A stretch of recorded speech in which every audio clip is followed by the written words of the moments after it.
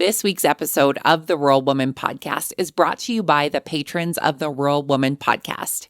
This amazing group of individuals contribute financially to the Rural Woman Podcast to ensure the stories of women in agriculture hit your earbuds each and every week. Want to join them in supporting the stories of women in agriculture while getting access to extended episodes, patron-only episodes, and other great perks? Head on over to wildrosefarmer.com to learn more about how you can become a patron through Patreon.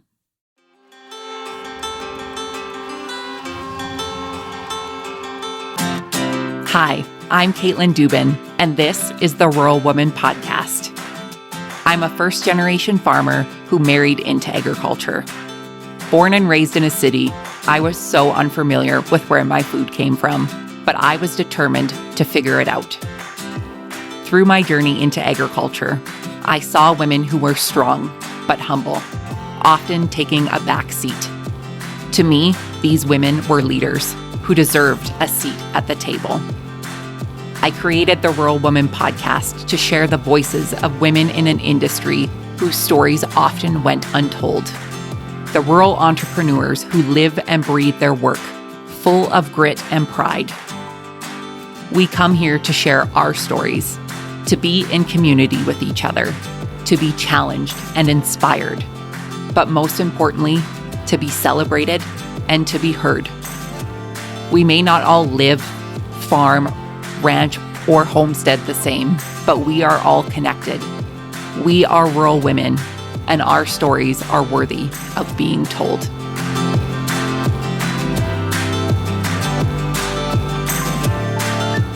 Hey everyone, welcome back to another episode of the Rural Woman Podcast. Today you'll meet Lauren Van Ewyk. Lauren is an engaging speaker, a registered social worker, foster mom, and agricultural mental health advocate. She has appeared in numerous radio, television, and print articles concerning the issues of adoption, foster care, mental wellness, and mental health in the agriculture sector. She and her husband raise sheep in southwestern Ontario and is a doctorate student and a founding member and CEO of the National Farmer Mental Health Alliance. Lauren seeks to meet the needs of farmers and their families across Canada and the U.S. I'm very excited for you to meet Lauren. I had the privilege of hearing her speak in 2023 at a conference that I attended, and I have to be honest with you, what she spoke about brought me to tears. And I can't wait for you to hear all of the goodness that she has to share with us today. Before we get to Lauren's interview, I just want to share with you a listener review. We haven't had one of these in a while, so I'm so excited to share this with you. This 5-star rating and review is titled Always Good. Love the Rural Woman Podcast. It always spotlights a diverse selection of agricultural pursuits and is always well produced. And I am always left feeling inspired. Keep it up. And that is from Elaine Van via Apple Podcast in the US. Thank you so much, Elaine, for your kind rating and review over on Apple. And my friends, this is one of the best things that I get to read in my inbox every week is when there is a new listener review. So please, if you love the show, leave a kind rating and review wherever you listen to the podcast. This helps more like-minded folks in agriculture find the incredible stories of women in agriculture. Without further ado, my friends, let's get to this week's interview with Lauren.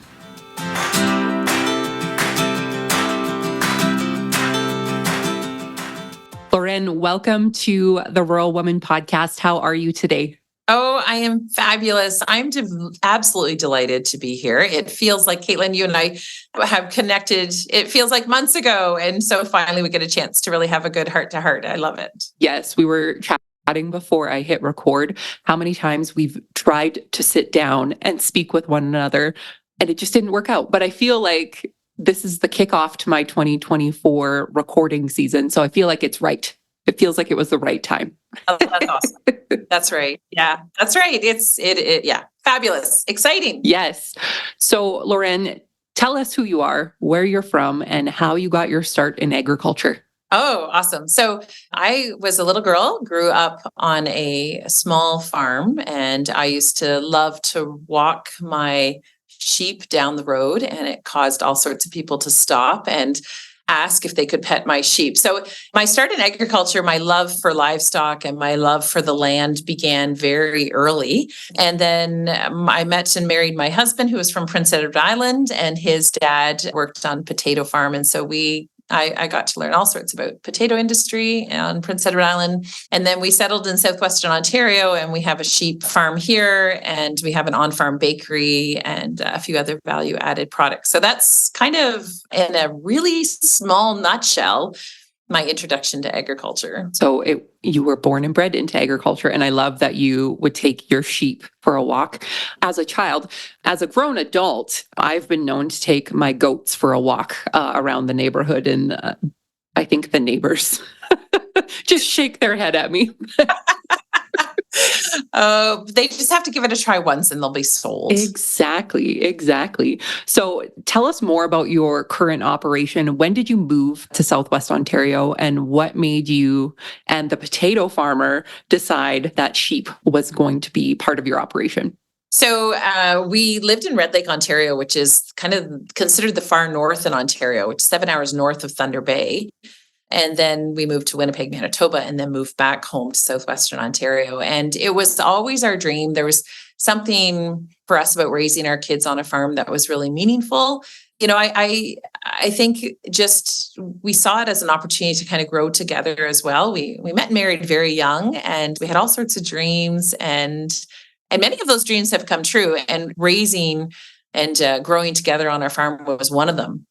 Actually, it's interesting to me because I use our stories in a lot of the, talking opportunities that I have. And one of them is learning to communicate on the farm was this whole different world that I had no idea kind of existed. So that happened we moved back to Ontario in 2006 and we bought our first small herd then, and then we expanded from there. And I grew up on a sheep farm.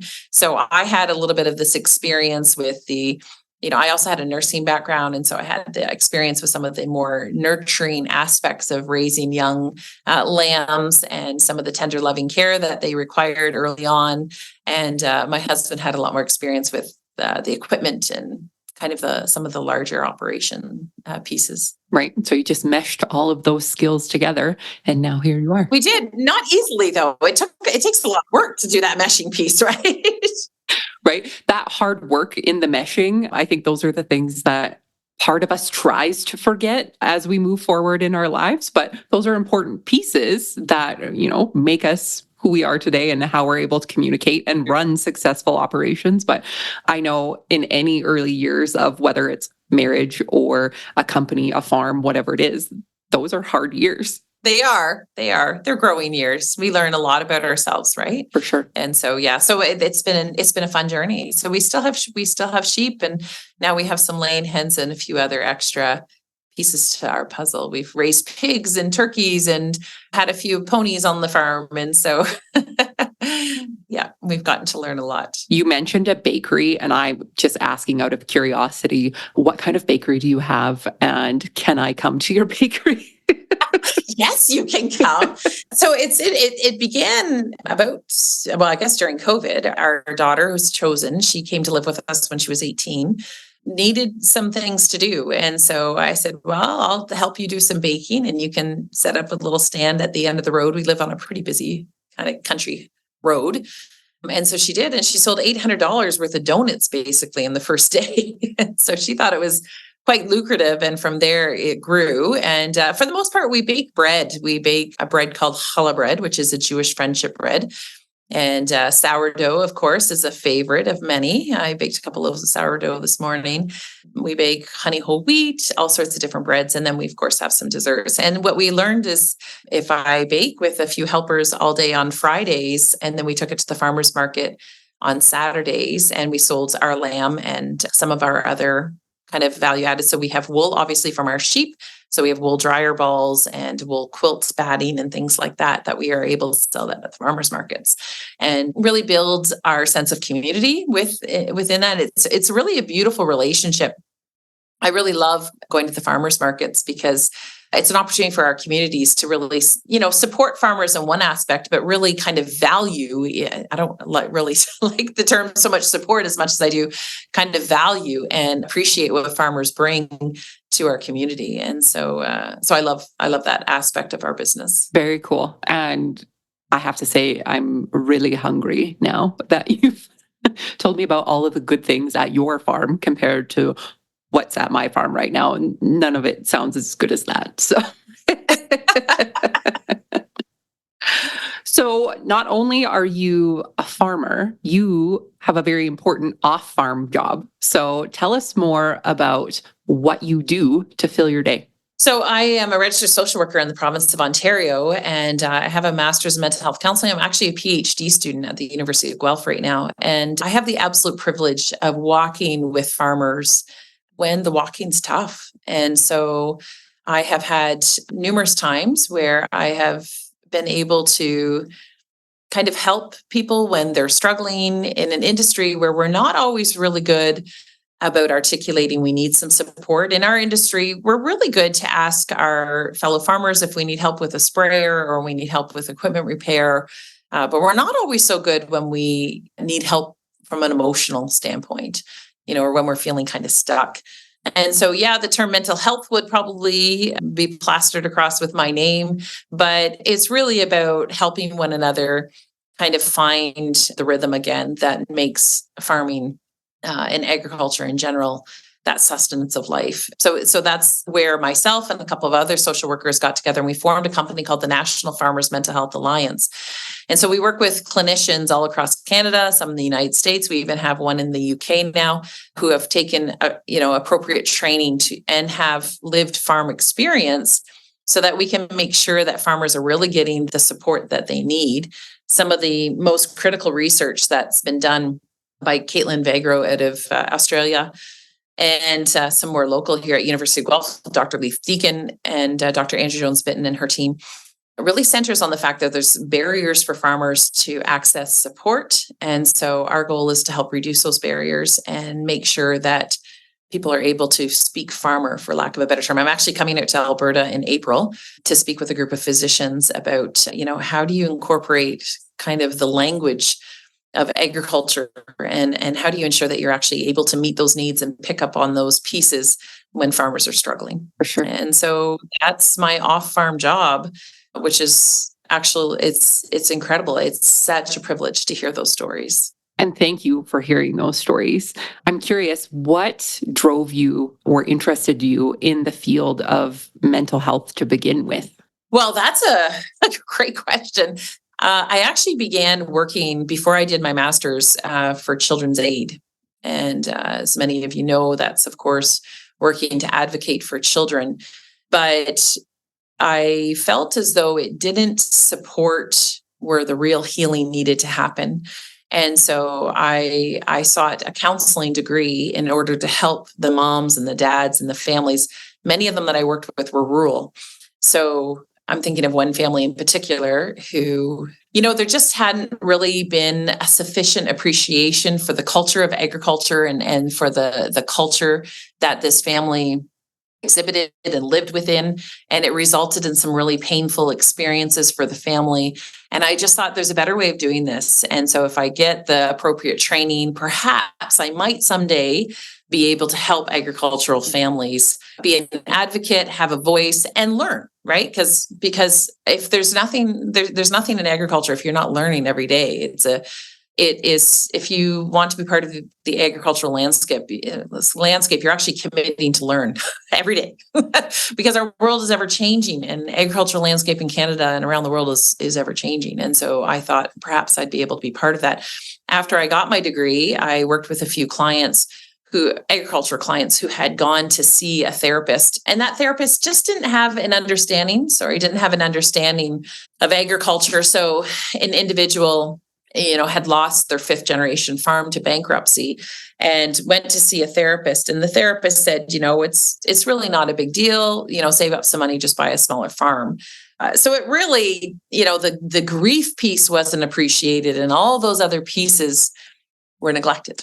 And it was a poor experience. And there's a few other stories that I have. And so it really, myself and the other therapists, Carrie Pollard and Libby Ells, that was really what just drove us into this place of we need to ensure there's a voice in agriculture when it comes to mental health. That's from a lived experience, and where farmers are getting the right support that they need. For sure. Well, even speaking from my lived experience, I didn't grow up in agriculture, came to it later in life and have experienced counseling before and after agriculture. And some of the advice and the knowledge shared is great if you don't have the barriers there. Everybody would love to have those 8 hours of sleep and would love to get that half an hour of exercise. But when you're on a combine for 18 hours in a day, some of those tools just don't work. And to have somebody, like you said, that has lived that experience, or at least can understand the magnitude of what we're doing out in the field or whatever type of season it is, can really make or break somebody's experience of reaching out for help. Absolutely. So you and I, we got to meet in person at the FCC Women's Entrepreneur Summit in Guelph, Ontario, 2023. And I had the privilege of hearing you speak. And, you spoke about specifically how we as women take care of ourselves while we step up and champion not only ourselves, but other women in the agriculture industry.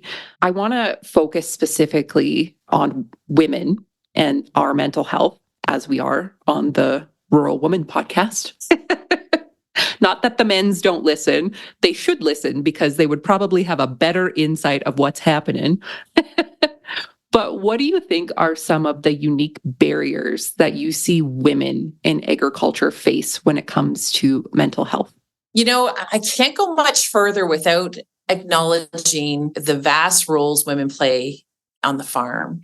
And it's interesting. I often talk to women and I'll hear them say, "Oh, well, I don't farm, my husband farms." They say, "I just help out with the books."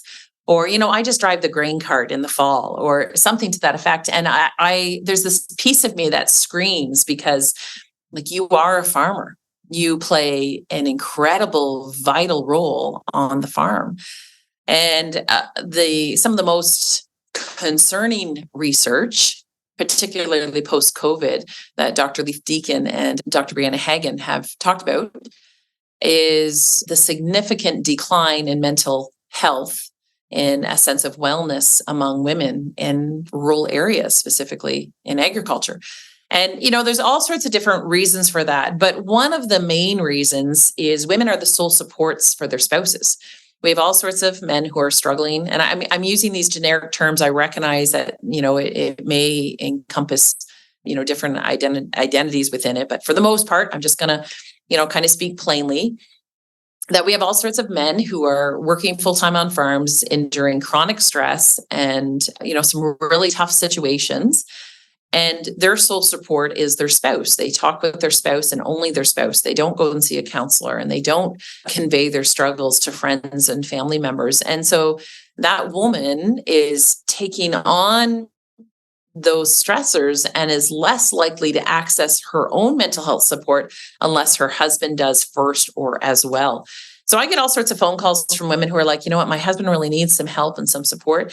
But the reality is behind that husband is oftentimes a woman who is, juggling numerous responsibilities and pouring a lot of their efforts and their energies into the stability of their family, and neglecting their own sense of wellness, which is actually a huge risk factor, over the long term for both the family and, in the broader sense, but for the individual woman. So barriers is number one, is just recognizing the need, and then ensuring that that need is communicated to others, which is very challenging for women in general, is to say, okay, wait a minute, I can't be responsible for all of these responsibilities all of the time. I need, to take a day and an afternoon to go and do something different off the farm.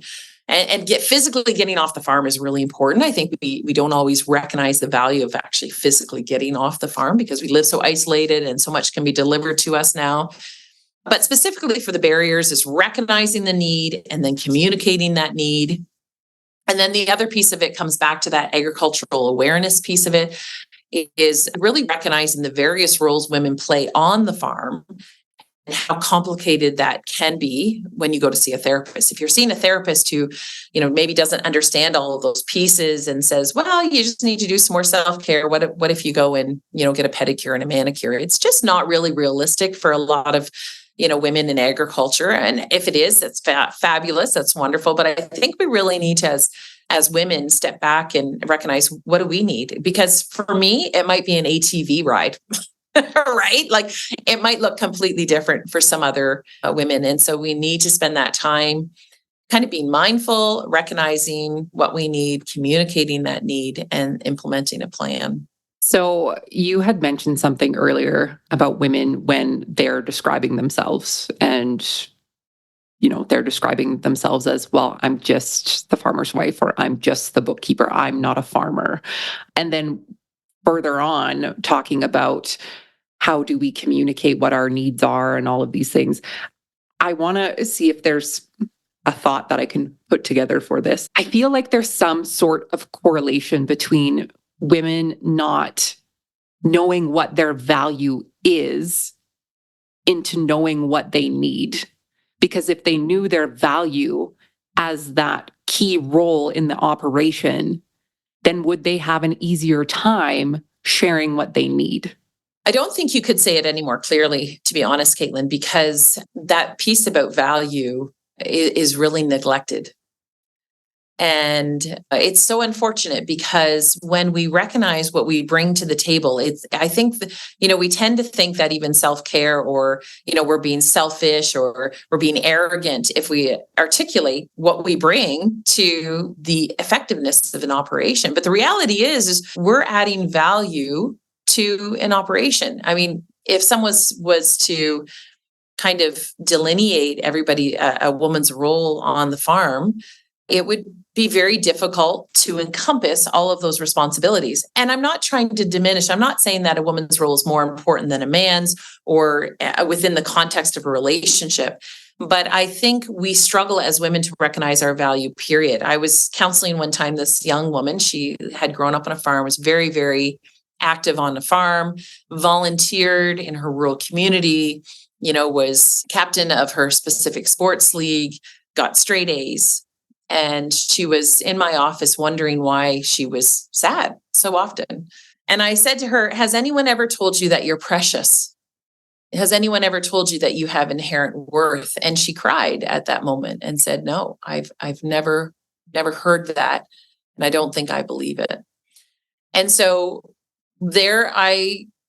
right there in that very moment, we were really faced with a lie, or a truth moment, where we needed to explore that. And I think, unfortunately, women are faced with that on a regular basis, where we're not very good to recognize our value as being nurturers, or our value at being mechanics and been mechanically inclined, or our value in being able to grow things or bake, like whatever that is. And I mean, outside of the traditional roles, I mean, whatever you bring has value. There isn't another woman like you in the entire world. And so if we championed that value of that individual, of that person, of ourselves, then it's much easier to recognize, I have value, I bring value, therefore I need to care for myself so I can continue to bring what I do bring.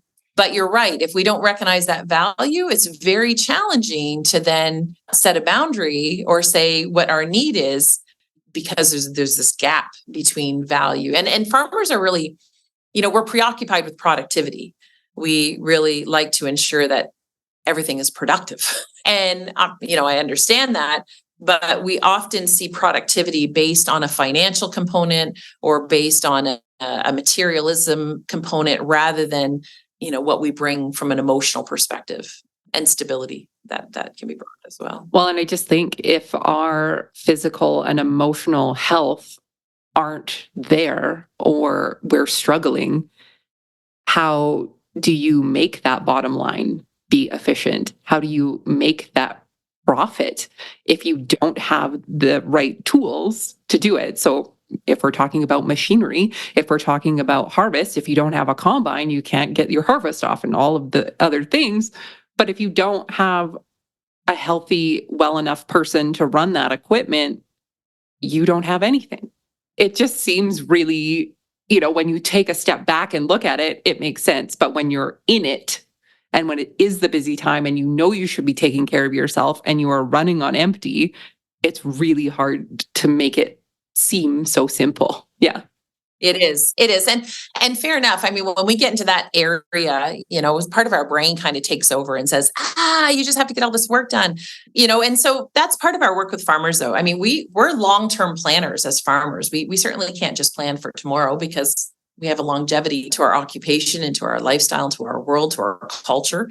And so it is important that we learn to step back and learn to take that deep breath and recognize this is a marathon. And we need to ensure that we're making sure we're equipped for this marathon. Right. You had mentioned a big hot topic word earlier, and I'm glad you did. One thing that I know is an issue for a lot of people in farming, and specifically in any family business, is the word boundary. Walk us through, first of all, what a boundary is, and second, how to construct an effective boundary. What a great question. A boundary is, we tend to think of a boundary as this physical limitation that separates people one from the other. That's not actually true when we're talking about boundary in relationships or from a wellness perspective. Now, a boundary can be, it certainly can be things. It certainly can be time and energy. But a boundary is really communicating to someone where we say yes and where we say no. And I often tell the story of this lady who showed up at our farm one day, and she looked very angry. And she thrust out her arm. She had a long red line right down her arm. I knew exactly what she had done because we have an electric fence around our property. She had tried to climb through the electric fence. And so I said to her, "Could you tell me why you tried to climb through that electric fence?" And she said, "Well, I wanted to feed the sheep. I wanted to take pictures of those lambs, out in the pasture." And I said, "Well, now that you recognize there's a boundary there, now that you recognize that's a property line, and now that you've asked permission, I'm happy to do that for you. In fact, I'll make up some milk and you can go and feed the lambs." In other words, you see, that boundary was in place. It was well established and it got tested. And so those boundaries are there to force people. A lot of times we think boundaries are just to kind of keep things in, right? To protect ourselves. But the reality is the boundary is, yes, it is for that reason. It is to protect ourselves. It is to preserve our energy. It is to ensure the energy we have goes to get the increase that we're looking for, right? So I sometimes set a boundary with our family where we're not going to have a lot of people over. We're just going to spend time as a family. That's to ensure that our energy is poured into our family and we as a family reap the benefits of that. But on the flip side of it, setting a boundary is also for other people on the other side of the fence. It's a way that we establish care for others, is actually by setting a boundary. You see, when we set a boundary, we force the person on the other side of the fence to get resourceful. We force the people on the other side of the fence to develop their own skills and to communicate. And that's what boundary is. I mean, boundary is, it is about setting some limitations. It's also about using your clarification skills and using your communication skills to express to people what you need to thrive and what you need to have respected. And it's a word that we're tossing around a lot because, for a long time, I think we just assumed boundaries were in place. We had certain societal structures that kind of established boundaries and weren't always well followed. And so now we've really come to this place where we've learned our world can easily drain us, and we have a responsibility to ourselves, to our families, to those around us, to our communities, to set boundaries, whatever those look like. So it might mean, I'm not going to take phone calls after 10 o'clock, or I'm not going to answer emails on certain times. I'm going to kind of close my computer down. Those are very effective boundaries. I always encourage people to set some boundaries around time and space and energy. It also might mean that, you're not going to allow your neighbor to come over every day to sit or to borrow things endlessly. So boundaries can look different for different people at different times. The good news is also boundaries can change throughout life to fit the circumstance. But it is important that it's a conversation that happens both between ourselves and those who are really in close proximity. Even with people in close proximity, sometimes we have to set boundaries. And that sounds counterproductive. In fact, certainly even in relationships between parents and children, and sometimes between spouses, we have a responsibility to communicate our needs, and we have a responsibility to set some boundaries to say, that's something I can't do. This is what I need to do in place of that. And, really effective relationships require really effective communication, and boundary communication is part of that story. So I love how you broke it into two pieces of the boundaries, not only for us, but it's for them. And I just think that through communication, if you can have clarity for yourself and others, what a gift that is, not only for you personally, but for your operation and for your business, to not have to guess. The amount of times that I've sat there and tried to guess my way through a situation of, should I do it this way? Should I do it that way? Am I doing this right? When a simple phone call or better communication could have fixed all of those things. And we learn through them. But I know boundaries can seem, like you had said, some people have viewed them as a negative, but I think they're so positive. I so agree with you, because it's really when we offer boundaries, we offer clarity, right? Expectations are clearly delineated, and a structure as far as if this is the plan, this is what we're doing, then expectations for relationships are really easy to understand, easy to follow. It's much easier to meet one another's needs when we've set those expectations and when we've set those boundaries. And I think boundaries have such a negative connotation because it sounds like you're like setting this line that nobody should ever cross. And that's not really what boundaries are doing at all. Boundaries are simply saying we're putting a framework in place for our betterment and for yours. And so in this relationship, these are some things that look like boundaries to us. So one of the questions that I've been often asked, and when I've been sitting in conference rooms, when we're talking about mental health and mental wellness, it's always my friend or some guy, might have a problem, or I know this person who I think is struggling. How do I help them? That is one of the biggest questions, whether they are asking for themselves or whether they're asking for a loved one. What are some ways that you suggest that we bring up the topic of mental wellness, whether that's sharing our own struggles with somebody that we love, or if there's somebody that you love that you can see is struggling, what are some soft launch ways to have those conversations?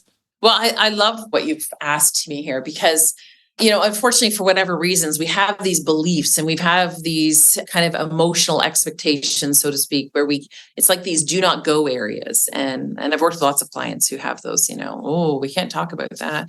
It's interesting. I've worked with some really, obviously I won't give any names, but just some really prominent individuals in the agriculture industry from a mental health perspective.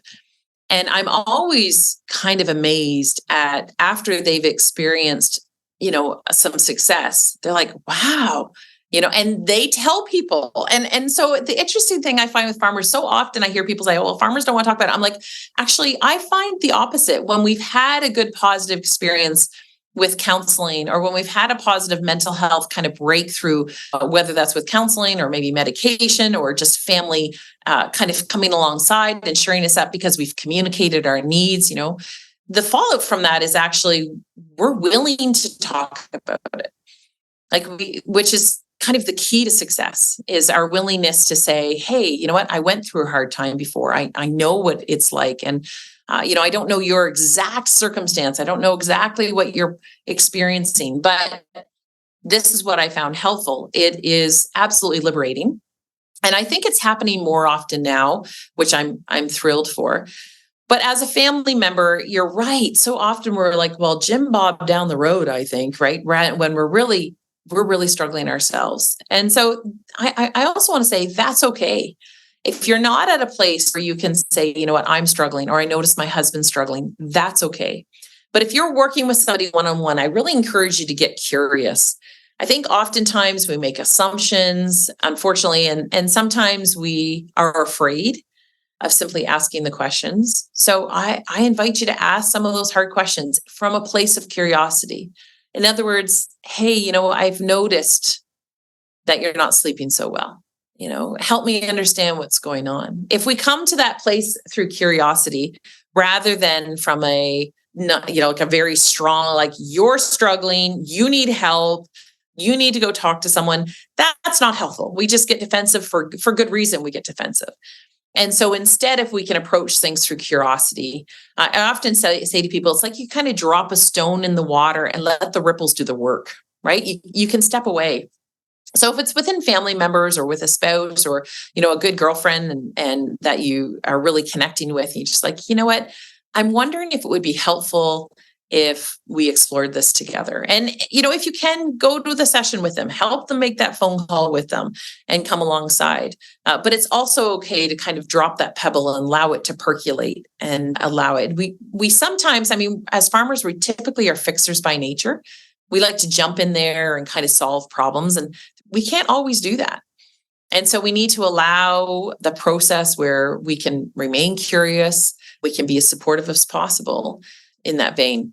It is important that we gain the language around emotional language. I think so often I hear farmers who are like, well, I'm just overwhelmed, or it's been a really hard year, and my beans didn't do so good. It's been really wet, and so we're okay with saying those things, but we need to take it just a step further and say, you know what, those feelings of being overwhelmed mean I'm sad, or I'm scared, or what's behind those feelings of anger? Is it okay to say, okay, wait a minute, I'm scared? It is actually okay that you feel scared. It's a very natural, normal human emotion. Or you feel sad because things didn't turn out the way that you had hoped. That's a very natural human emotion. And so we have to give space for that to occur.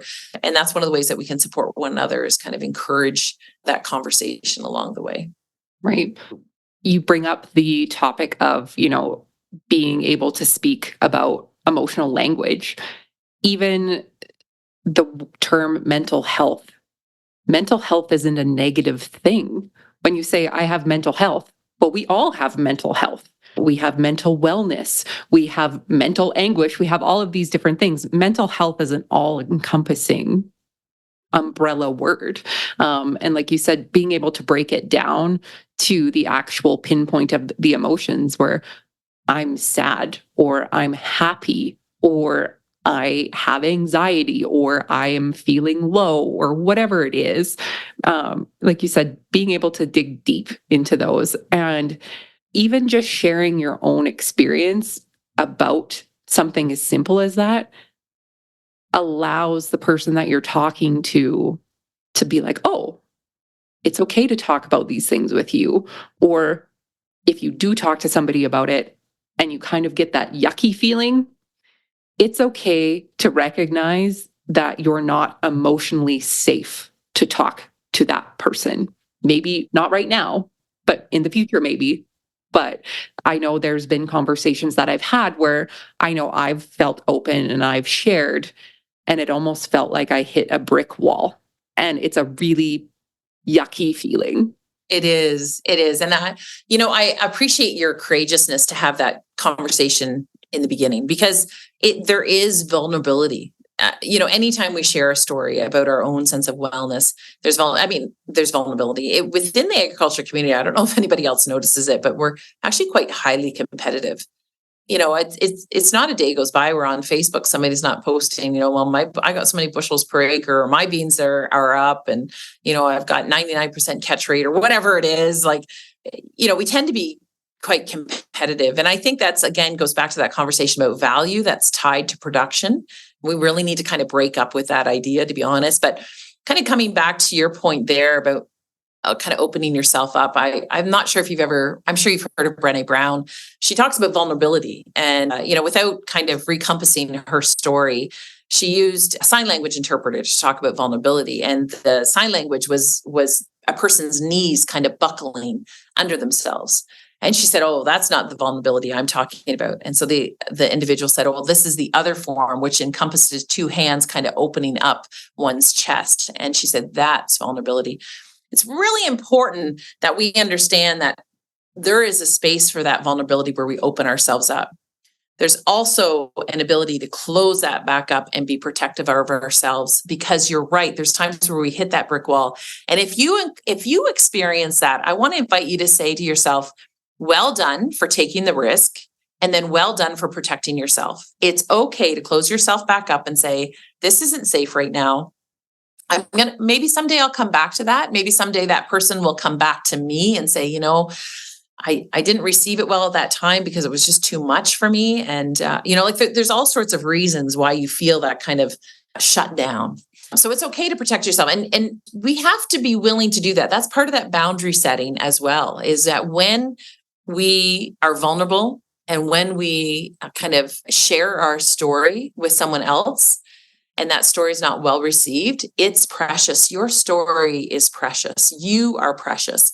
And so it's also okay to protect that story. We do that through boundaries. We also do that with gaining trust from one another. It's obviously my hope that as farmers, we can be welcoming to that conversation. If as farmers and, as fellow women, if we opened ourselves up to those conversations and we became safe places, we would be a stronger community for it.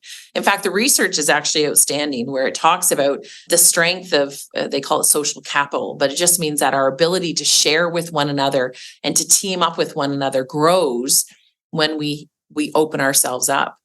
But if that's not possible, you do have a responsibility to protect yourself until you're in a season or in a stage where that safety is found. Absolutely. How do you suggest that we advocate our own needs to those around us, to those in our industry? How do we do that for ourselves? And how do we advocate the needs for mental health resources for our families and for our communities? Well, the first thing that brings us back to the story of recognizing our own value. I don't think I can stress that enough. If you could just take a few minutes to say, what are some of the character traits that I love about myself, and not the things that you've done. Those are all wonderful and valid. There isn't anybody on this that's listening to this that hasn't worked hard and hasn't accomplished things. But go even one step deeper. What are some of the character traits, some of the pieces of your story that have really shaped you? Recognize your value for that. Because as you said earlier, when we recognize our value, we're able to advocate for ourselves. We're able to communicate those needs. And the next steps for advocacy for self comes back to that vulnerability, opening ourselves up to one another, but then recognizing the preciousness of our story. It wasn't very long ago where we weren't able, for lack of a better way of communicating, we weren't able to really convey our needs, from a cultural perspective. And so I think we've really come into a space where there is room for it. And we need to, as women, step forward quite boldly and courageously to say, it's okay that it's okay that I'm broken. I often, whenever I'm speaking, I often talk about, we all have stuff. There isn't anyone around you that hasn't had a hard piece to their story. It has shaped who we've become as women in general. And so part of that advocacy is of course recognizing your value, recognizing that you've got a few scars of your own. And the advocacy piece is saying these scars have caused me to be brave enough to share my story with others and help others. And then to access resources. We have a wealth of resources at the National Farmers Mental Health Alliance. You can find us online. And I invite you to reach out to us. I invite you to share your story and come alongside. And, the reality is we really are stronger together.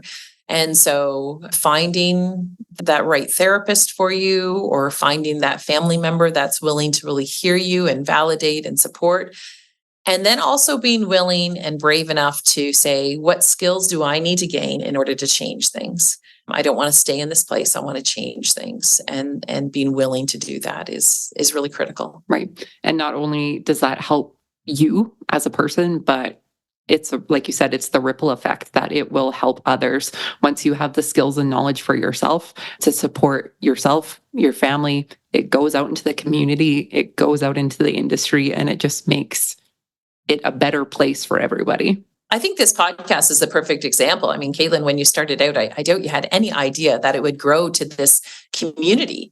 And now we have women all across basically the world who are encouraged by one another. And I think it's a testimony to the strength that we offer one another. Our stories are encouraging. And part of that story is our mental and emotional health. Absolutely. And our stories matter. And that's why I started the podcast, to share our stories, because they have value and they matter. That's right. Absolutely. It has been my absolute pleasure chatting with you today. My last question for you is, what is the most rewarding part about being a rural woman for you? Oh, I think it's being part of the entire community as a rural woman, being able to see value. A couple of maybe years ago, I spoke to this young woman who was new into agriculture, and she said to me, "When do I get to sell my animals under my name?" And I said, "Oh, what do you mean?" She said, "Well, in order to get a good price, I have to sell my animals under my uncle's name or my brother's name or my dad's name." And I was a little bit kind of taken aback, although it's true, because I make sure that when we sell it under our farm name. And so I think one of the greatest rewards being part of this agricultural community is realizing that as women, we have so much to offer our communities and our industry. And so we are at that stage where we can use our own name, where we can champion one another, where we can come alongside one another. And so the greatest reward is seeing women step into those places of leadership with great humility. That's a topic for a whole nother podcast that I just love, but I've seen women actually to step into those roles that they are positioned for, that they are capable, that they have great wisdom to bring. And it's a privilege to mentor others through that process. And then when we get stuck, to kind of lock arms together and to change that trajectory. Amazing. Lauren, thank you so much for sharing your story with us. For folks who would like to connect with you online, where can they find you? You can find us at www.nfmha.ca. We're the National Farmers Mental Health Alliance. And you can absolutely connect with us through there, and obviously on Facebook and through all those other venues. Perfect. And I will link that in the show notes, as well as all of the other links to find you and connect with you. And thank you again so much for sharing your story with us. I truly appreciate it. Thank you, Caitlin. It's been a pleasure.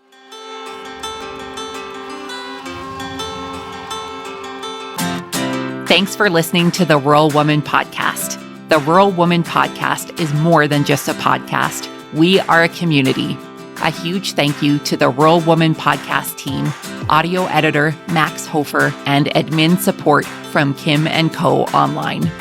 A special thanks to our Patreon executive producers, Sarah Reedner from Happiness by the Acre and Carrie Munven from Laystone Farms.